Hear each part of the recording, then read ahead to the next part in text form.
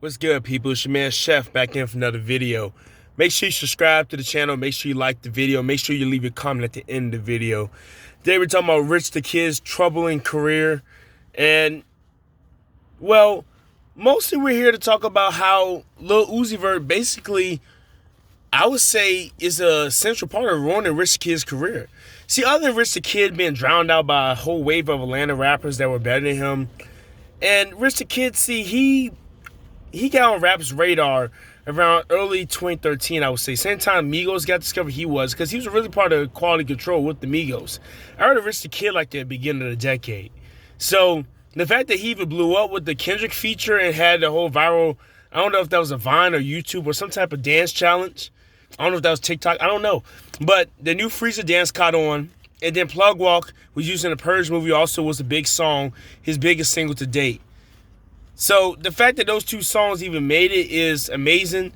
Maybe 2017 was the year they were just handing rappers that were formerly known hits. Because the same success happened for Migos earlier. Happened to Ray Screamer with Black Beatles. Their career was basically done. Black Beatles came in to save them, then Swang was their follow-up hit. The Migos had a superstar like year in 2017-18 just to fall and crash and burn last year. So Rich the Kid got his chance at the spotlight. And although he wasn't the best rapper from the Atlanta area, he wasn't the one with the biggest fan base, having a hit actually helps out a lot of times. And after getting away from 300, well, he's not technically away from 300 Entertainment because they still distribute, I believe, his Rich Forever label. So he's stuck with 300 forever. And that's his first mistake, signing 300 as a label, first of all. But he has this resurgence in success, and now he decides to beef with Lil Uzi Vert after he comes underneath him saying that he was telling everybody basically not to sign to a rapper or DJ, sign to a major label because it's less of a hassle. It's not as much fake shit. He commented, "Why didn't you sign to Rich Forever? That's why you should have signed to us." All that said and done, they wound up beefing. They do diss tracks towards each other. And really, by Uzi pulling up on him and bitching him, basically, that was the point of his career when he lost, I would say, out of his core audience, due to his recent album sales going from, I believe, 60-some K first week for The World Is Yours. The World Is Yours 2 went to number 42. Yeah, 42,000 first week, and that was at number 5 debuting.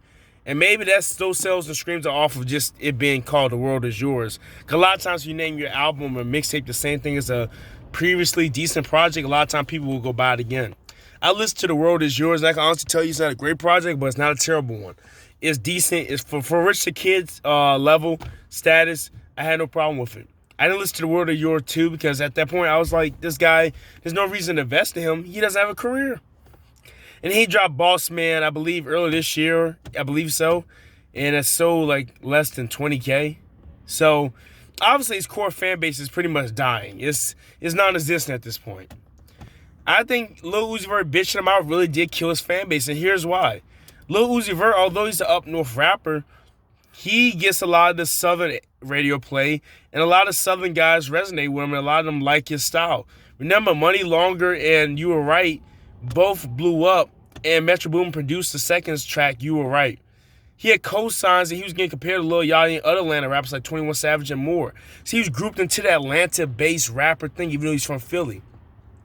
So he also got Southern love along with his hometown love with Chicago, and eventually he got worldwide success and fame. On top of that, Rich the Kid looked stupid trying to beef with Lil Uzi Vert in 2018 because he already dropped his debut album in 2017, which is sold more than all three of Rich the Kid's albums combined. I'm dead serious. I believe Love Is Raised 2, the official album from Lil Uzi Vert, sold more than all the Rich the Kid's albums combined. And even Lil Uzi's verse mixtapes combined sold more than all Rich the Kid's albums. Like, Extra Tour Life, You Were Right, all those singles alone outsold pretty much all of Rich the Kid's discography. So, one, he's defeated him on that front. And that was just 2018. Extra Tour Life was already certified 7 times platinum by the end of the year. His album debuted at number 1 was already certified gold. Rich the Kid, by the time he dropped stuff in 2018, if he didn't even come close to 100K, he would look like a fool dissing Lil Uzi Vert. And he sure did. Here's the thing for reference. It's like with Drake and Meek Mill. At least the reason why Meek Mill really survived that Drake beef Although Drake pretty much revived his career, I would say, in a way. The reason why Meek Mill survived, he was lucky, and plus his fan base didn't overlap with Drake's. If you're a Meek Mill fan, you're probably not a huge fan of Drake. You probably like, storytelling, hood music, stuff like that. You like to see the different trap beats and whatnot. At the time when they were beefing, Drake was just getting into the "what a time to be alive" type thing. And he really didn't do that till after the beef started in late August. So Drake was known as basically to have classic hip-hop beats, R&B, smooth sounding stuff, and eventually sometimes he'll go off on the track. But he wasn't known to do the storytelling like Tony Stories or Meek Mill. He wasn't known to have a trap song that would go hard in the club. All that, "What a Time to Be Alive," Drake, that new trap shit that he was doing, that stuff all came literally years from then. And on top of that, Meek Mill survived because he went to jail in 2017, which helped him out a lot to regain a lot of fans, a lot of support. He dropped his DC3 mixtape. It still did, I believe, 70, 80K. So it did decent for a mixtape. So he didn't look like a complete flop, and that gave people hope. See, when you can't outsell a certain rapper or you look foolish, it makes people lose hope. And back to Rich the Kid, when he dropped this album this year and Lil Uzi Vert dropped his, Lil Uzi outsold him by a whole, I believe, almost 250K. People don't like supporting the loser. So I think those are the reasons why Rich the Kid has such a troubled career. One is because he already was kind of a flop when he didn't really pick up from Quality Control. It took a miracle of a dance challenge to get him popping in the first place. Then he had the audacity and gall to beef with a rapper who sold more than him than he's ever sold in his whole entire career off of one debut album.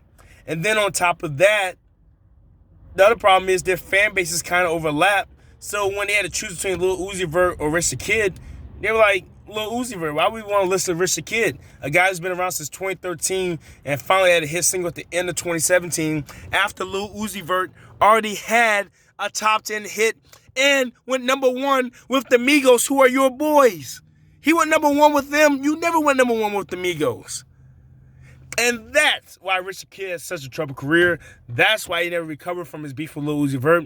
And this is your man, Chef from Off the Dome, give you new and daily content every day. Make sure you sign in to your YouTube account, and then make sure you subscribe. I'm Chef from Off the Dome. I'm signing off. Peace.